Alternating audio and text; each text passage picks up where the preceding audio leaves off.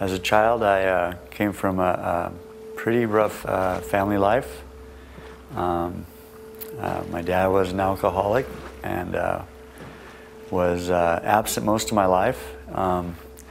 The times that he did come home, I was usually expecting a beating, and that was just kind of the way I was raised as a child.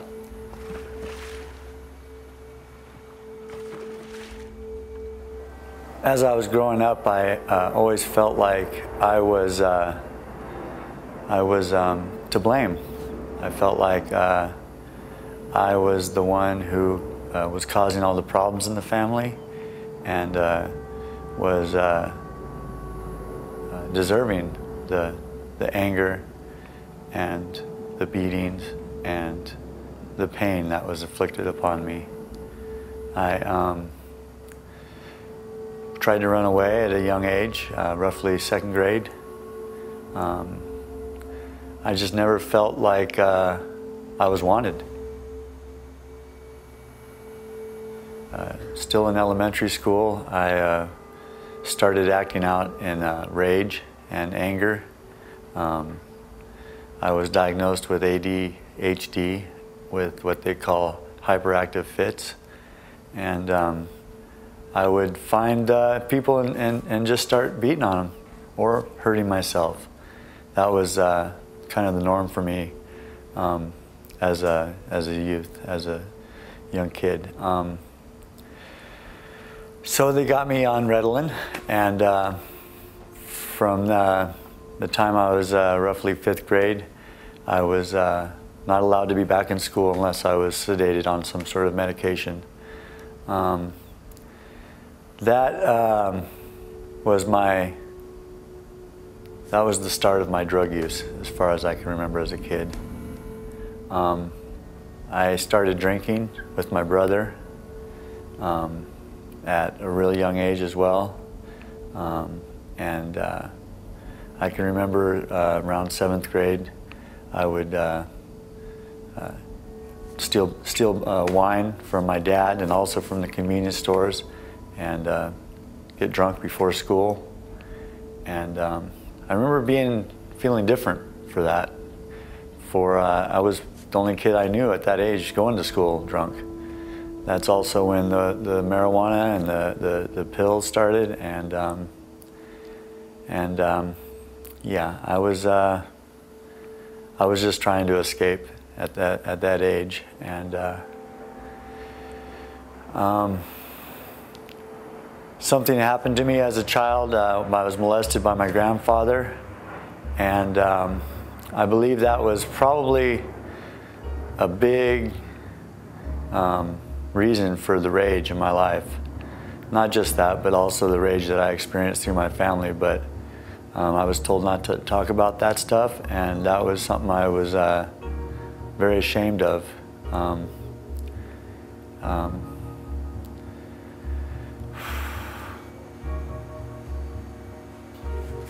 The last time my dad threw me up against, or had me on the floor and was kicking me, my brother came down,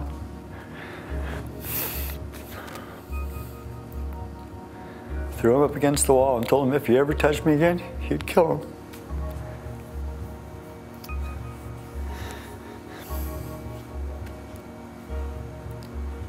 Anyway, but that didn't stop my mom.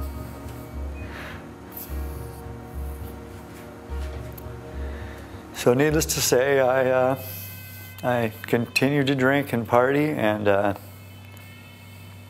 started living on the streets.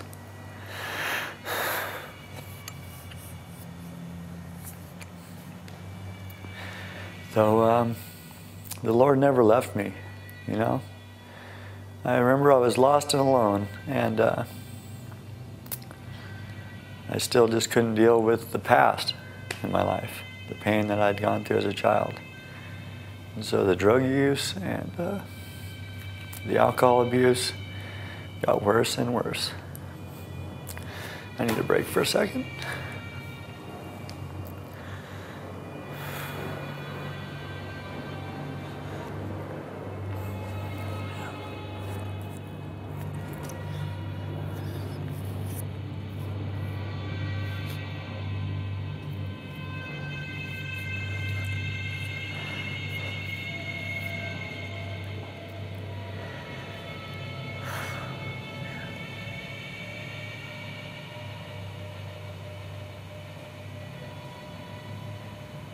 throughout my history, I continued on a pretty regular basis to have run-ins with the law, and they were always around drugs and alcohol.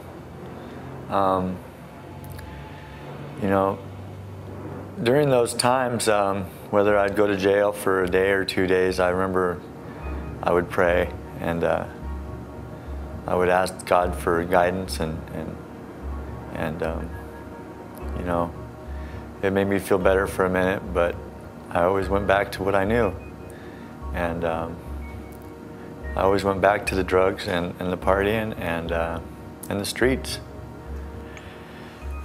There was a time in 2006, you know, I got into a head-on collision in a blackout and sent a guy to the hospital, and yet I still couldn't quit. So of course I ended up back in jail, and man, I was broken. I was completely broken. The Lord came to me again. He visited me in jail, and I just remember that calm feeling that came over me as I prayed to Him, and I believe that's when the change really occurred inside of me that has kept me sober and kept me off the streets for the last 5 years.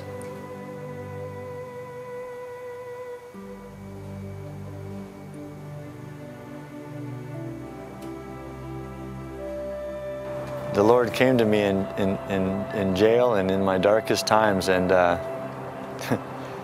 times when I didn't want to know myself. He was there with me. Yeah, it's a complete love that I feel. I believe that God has blessed me with the ability to be creative and to use my hands and restore boats, and that's what I do. I was able to meet up with some other Christians, and we set up shop down here, and we start the day off with prayer, and we just ask God to use this this wonderful opportunity down here to just serve Him. And we look for those opportunities today, whether it's to give somebody that needs work, or just to let other people know what the good Lord can do in a person's life. I always look for those opportunities to share, you know, with others what He has done in my life and how He has restored my life. Just as I am able to restore these boats. I'm a work in progress, of course, as we all are. And these boats will always need work as well. So as I said, I totally believe that that I've been called to do this kind of work, and someday I plan on traveling the world with the skills that the Lord has given me, and I also plan on sharing the Word along the way. Jesus came and died on the cross so I might have a new life and a new family.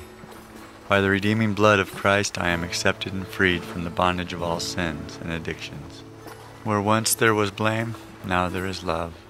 Now I stand at the bow of the boat and look forward to the inheritance I have received. All things which lie beyond the stern have been absolutely forgiven.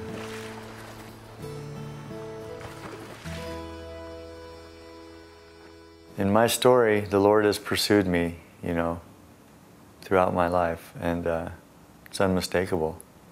And He's never left me. He's you know, He's come to me in all the dark places I've ever been in my life. Went to visit my dad and my mom for the first time in 13 years. And the Lord was there with me. He helped me through that. I didn't think I could ever do that again.